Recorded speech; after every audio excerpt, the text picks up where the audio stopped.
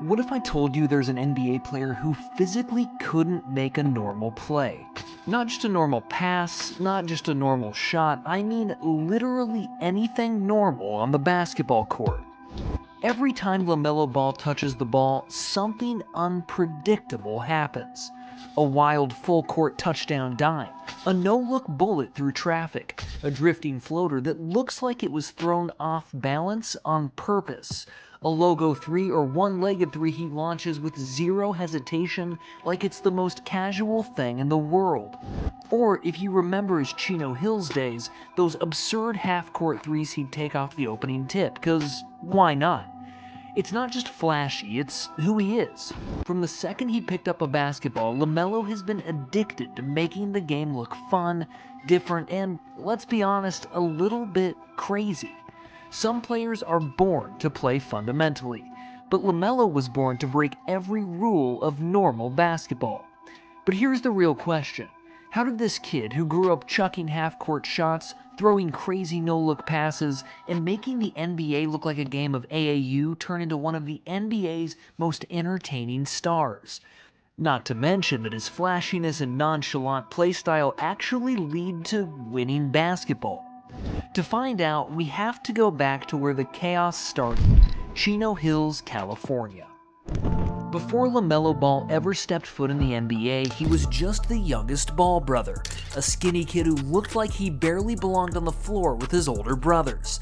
But the second he started playing as a freshman at Chino Hills, you could tell. This kid wasn't wired to play normal basketball. Most high school players are out there trying to look polished for college scouts, running clean plays, making the right decisions. Melo, he didn't care about any of that. If there was a safe pass, he'd throw a full-court bomb instead. If there was an easy jumper, he'd pull from the logo just because he felt like it.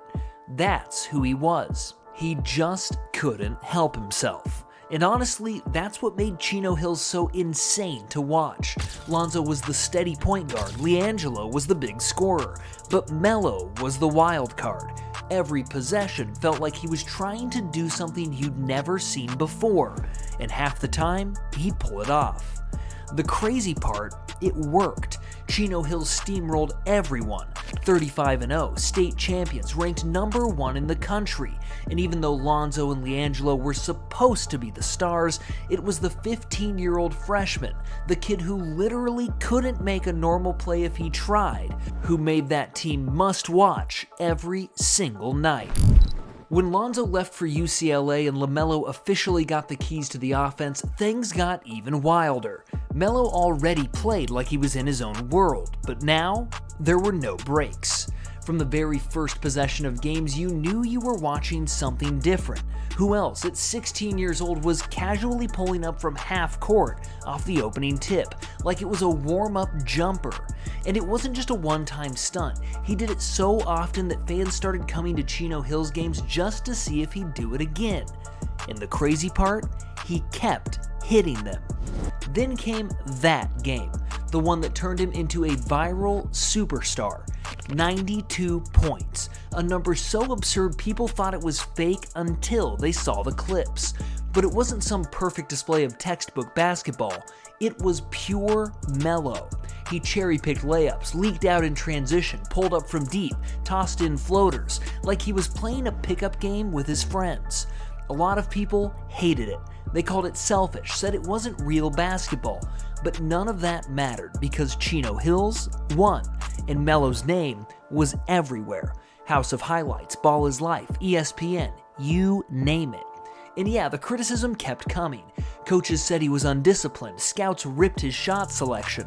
But Melo, he didn't care. He wasn't trying to play normal basketball. He was playing his way, the only way he knew how. And if you thought half-court threes and 92-point games were crazy, you hadn't seen anything yet, because Melo's next stop would take that chaos to a whole new level, in Lithuania. LeVar Ball shocked the basketball world when he sent LaMelo and LiAngelo overseas. At just 16 years old, LaMelo Ball became the youngest American to ever sign a professional basketball contract. On paper, the move sounded crazy. Melo was barely old enough to drive, and now he was being thrown into one of Europe's most physical professional leagues, playing against grown men who weren't interested in highlight reels. Most players went to Europe to develop discipline and structure, but that's the thing. Melo was never built for structure. From the second he stepped on the court with BC Prienai, you could feel it. He couldn't be his true self. The Lithuanian system demanded slow, methodical possessions and crisp ball movement. Melo's game was the complete opposite. He thrived in chaos, in transition, in freedom. And now he was stuck in an offense that treated every possession like a chess match. His creativity felt caged. Whenever he did get minutes, he couldn't help himself. He'd still launch deep threes early in the shot clock, he'd still try threading wild no-look passes in traffic, and he'd still fire full-court outlets that had no business working. And the coaches hated it. He got benched, criticized, and at times barely touched the floor. But it wasn't about Melo being defiant. He literally couldn't force himself to play normal basketball. His instincts took over. He saw passing lanes nobody else even imagined. He played at a pace that didn't exist in European basketball. And when it worked, it was a glimpse of the future. His full-court dimes shocked veteran defenders. His no-look bounce passes out of the pick and roll left defenders frozen. You could still see flashes of brilliance fighting to break through the structure. But most of the time, it didn't work. His shot selection looked reckless, his defense was almost non-existent, and his skinny frame couldn't handle the physicality. The Lithuanian media tore him apart, and his coaches had no patience for his style. Yet even through all of that, Melo never changed. He didn't care if it got him benched because playing safe just wasn't in his DNA. His time in Lithuania didn't make him more disciplined, it only made him more mellow. Even in those messy, limited minutes, scouts saw what made him special. The vision, the feel, the pure creativity. They started asking the same question everyone would ask a year later. If LaMelo ever found a system that let him be fully himself, just how good could he be? That answer would come soon. Back in the US, playing high school basketball again, where he would be given the freedom to remind everyone exactly who he was. By the time LaMelo Ball returned to the US, his reputation was complicated. Some thought he was nothing more than a flashy sideshow, just a viral highlight machine who couldn't actually play winning basketball. Others believed he was still one of the most naturally gifted prospects in the world, just waiting for the right stage to prove it. That stage ended up being Spire Institute in Ohio, a prep school that gave Melo exactly what he needed: freedom. No rigid European systems, no coaches pulling him for taking risks. At Spire, Melo was allowed to be Melo, and he reminded everyone immediately why he was different. From his very first game, Melo turned Spire into a traveling circus. Must-see basketball every single night. Packed gyms, celebrities courtside, Ball is live cameras following his every move, and Melo gave them a show. He wasn't just back to scoring, he was back to doing the things that made him LaMelo Ball. The no-look lobs thrown at angles nobody else would even think about. The off-balance floaters where his body looked like it was falling sideways. The full-speed spin moves into impossible scoop layups. And, of course, those ridiculous logo threes. Because for Melo, why take the simple shot when you can take the impossible one? The crazy part? It worked. People had been begging him to tone it down, to play more normal, but Spire proved that Melo's flashy, unpredictable style wasn't a weakness. It was his superpower. His creativity opened up the entire floor for his teammates, and his confidence forced defenses to respect him the second he crossed half court. And of course, there was that play, the one that went viral all over again. A fast break, Melo casually dribbles past half court, pulls up from the logo without even looking at the rim, and drills it. The crowd exploded, his teammates went crazy, and that single clip reminded everyone exactly who he was. A player who physically couldn't bring himself to make a normal play, even if he tried. By the end of his Spire run, Melo's draft stock had completely flipped. He wasn't just a YouTube sensation anymore. Scouts were taking him seriously again. His size, his vision, his creativity, they were all elite. And most importantly, he had proven that the same flashy style people doubted was the reason he was special. But Melo still had one thing left to prove. Could this chaotic, highlight-heavy style actually work against grown professionals? To find out, he had to take his talents overseas one more time. This time to Australia, where he would completely change the narrative. By the time LaMelo Ball signed with the Illawarra Hawks in Australia's NBL, he was no longer just a high school mixtape star. Scouts wanted to know if he could really play winning basketball. Could a player who thrived on chaos, who physically couldn't seem to make a normal play, actually run a professional team? The answer was yes. But here's the most important part. He didn't do it by changing who he was. He did it by finally learning when to unleash his chaos. From his very first NBL game, you could see it. Melo was still Melo. The no-look passes, still there. The deep threes off the dribble, he was pulling them with confidence. Those funky off-balance floaters where his body twisted midair, still hitting them. But for the first time, there was control behind it. His flash wasn't random anymore. It had purpose. In transition, he wasn't just hunting highlights. He was setting teammates up perfectly. His size and vision allowed him to manipulate defenses, whipping cross-court passes only after baiting defenders out of position. His scoring became smarter too. He still launched logo-range shots, but they came within the flow of the offense instead of just heat-check moments. And it worked. Melo was dominating grown men in one of the most physical leagues outside the NBA, averaging 17 points, 7.6 rebounds, and 6.8 assists per game before an injury cut his season short. He even recorded back-to-back triple-doubles, the youngest player in NBL history to do it. But maybe the most impressive thing was how Melo looked. He wasn't a kid forcing highlights anymore. He looked like a legitimate point guard, someone who could control the pace of a game while still throwing in those wild, jaw-dropping plays that made him who he was. And that's what convinced NBA scouts, because the question was never whether Melo could make flashy plays.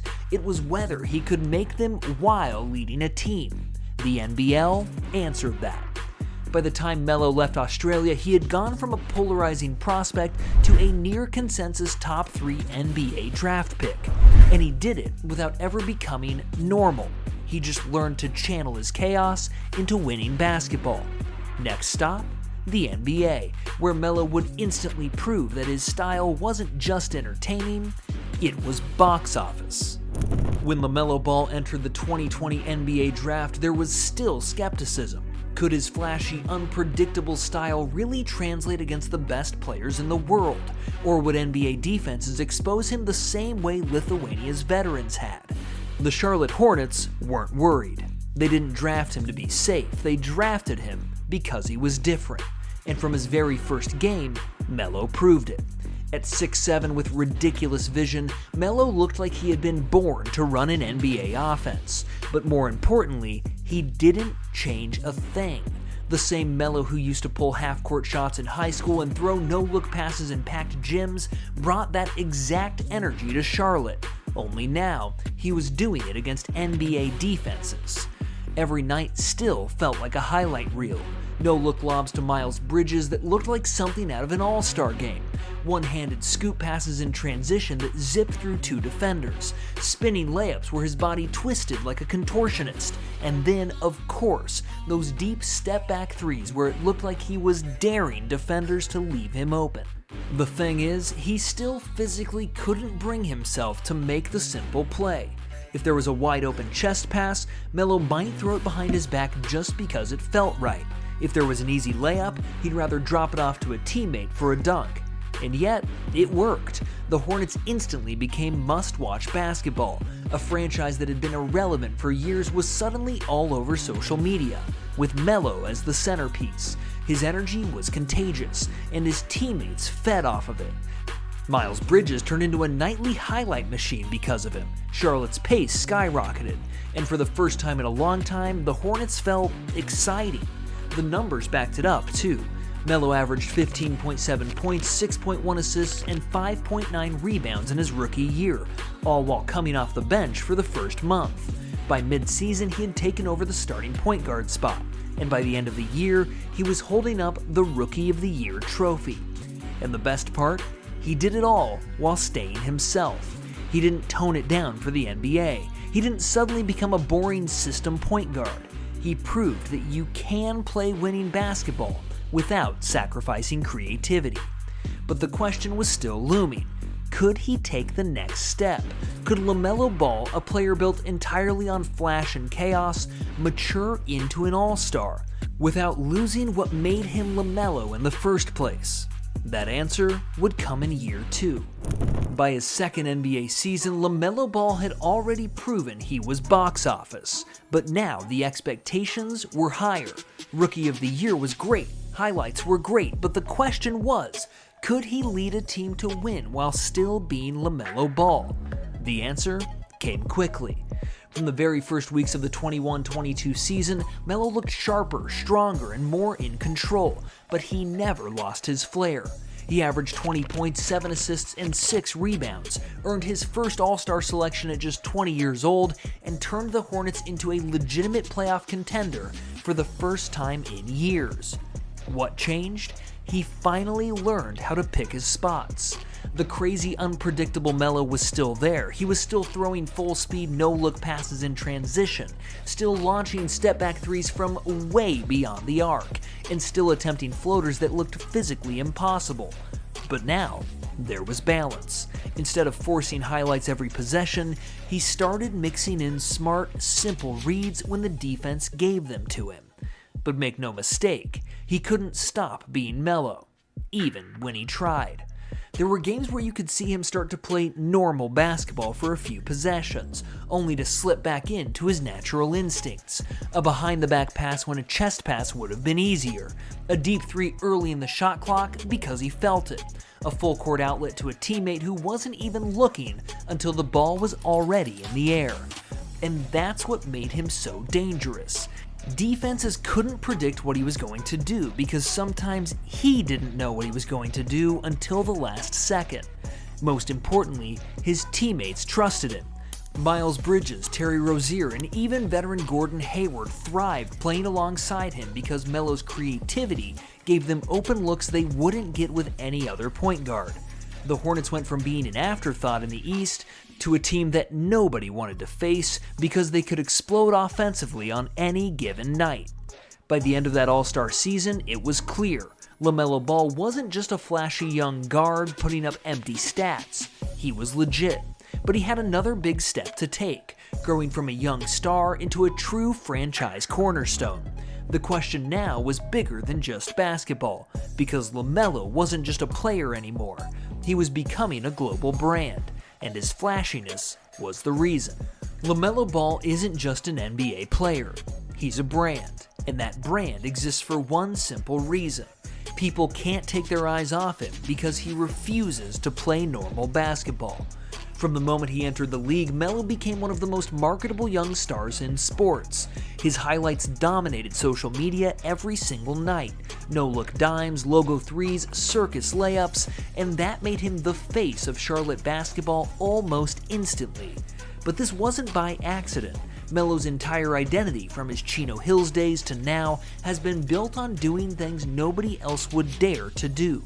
And in an era where attention is everything, that's gold. Look at his Puma signature shoe line. Most players wait years before getting their own signature sneaker, but Melo got one almost immediately. Why? Because kids didn't want to just wear a Melo jersey, they wanted to be Melo. They wanted to pull up from half court, throw wild passes, and play with the same fearless creativity.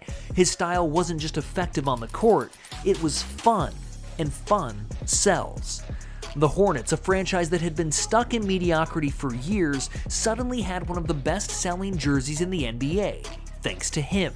And it wasn't because Charlotte was winning titles, it was because every night fans tuned in wondering what Melo was going to do next. And that's the thing. His flashiness isn't just entertainment, it's the reason people care.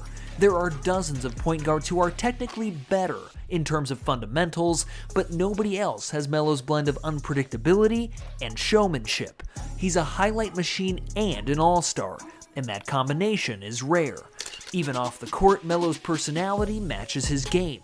The bright outfits, the custom cars, the way he carries himself, it all screams confidence. But it's not fake. Just like his game, it feels natural, like he's never trying to be anyone else. By his third season, LaMelo Ball wasn't just the future of the Hornets. He was one of the most recognizable young faces in the NBA. And the best part? He got there without ever sacrificing who he was. But now the real question looms. Can this chaos actually lead to winning? Because while Melo has already proven he's special, the true test of his legacy will be whether his flashy, unpredictable style can eventually carry the Hornets to something they've never had before: real playoff success. LaMelo Ball has already done what most players never will. He's become a star on his terms. From Chino Hills to Lithuania, from Spire to the NBL, and now in the NBA, one thing has stayed the same. He physically can't make a normal play, and he doesn't want to. And that's exactly what makes him special. Every step of his journey has been defined by chaos. The half-court threes off the tip, the impossible passes that thread through three defenders, the wild layups where his body twists like it's made of rubber. Every time people told him to tone it down, he doubled down. And every time, that same flashy, unpredictable style ended up being his greatest weapon. But now the stakes are higher. Highlights are fun, all-star appearances are great, and selling jerseys is cool, but Melo's legacy will eventually be judged by one thing: winning. The big question is whether that same chaotic style can translate to playoff success. Can a point guard who thrives on creativity and unpredictability be the leader of a championship-level team? Or will he have to sacrifice some of that flash to take the Hornets to the next level? If his NBL and early NBA years taught us anything, it's this: LaMelo is at his best when he's himself. When he's allowed to play freely, he elevates not only his own game, but everyone around him. The challenge now is balancing that freedom with the maturity it takes to win big games when the flashy plays aren't falling. One thing's for sure though, whether the Hornets rise or fall, LaMelo Ball will do it his way. Because he's not just another point guard trying to fit into the system. He's LaMelo Ball. And for better or worse, normal basketball has never been an option for him. So now I'll ask you, do you think LaMelo's chaotic, highlight-heavy style can ever lead to real playoff success? Or will he always be more of a show than a serious contender? Drop your thoughts below, because one thing's for sure: whatever happens next, we're all going to be watching. At the end of the day, LaMelo Ball's story isn't just about basketball. It's about staying true to who you are. From the kid pulling half-court threes off the tip in high school to the bright lights of the highest level of basketball in the world, Melo has never once tried to fit his game into a mold or to be normal. He's always played the game his way. And why would he? Normal doesn't sell out arenas. Normal doesn't make you stop scrolling on your phone to watch a Hornets game. Normal doesn't turn a small market franchise into a nightly highlight show. LaMelo Ball is chaos. He's creativity. He's the guy who will always take the risky play, not because it's the smartest move, but because it's his move. And that's why we watch. That's why we care. The only question now is whether that same chaos can lead to something bigger: deep playoff runs, maybe even a championship. But whatever happens, Melo's not going to change. He'll either win his way, or he won't win at all. And honestly, that's exactly how it should be, because LaMelo Ball isn't just another point guard. He's LaMelo Ball, and if he ever started making normal plays, well, he simply wouldn't be LaMelo anymore. So let me know what you think. Can Melo's flashy, unpredictable style ever lead to a championship, or will he always be more of a highlight machine than a true contender? Let us know in the comments below, and if you like this video, don't forget to like and subscribe to the channel for more videos like it. We'll see you in the next one.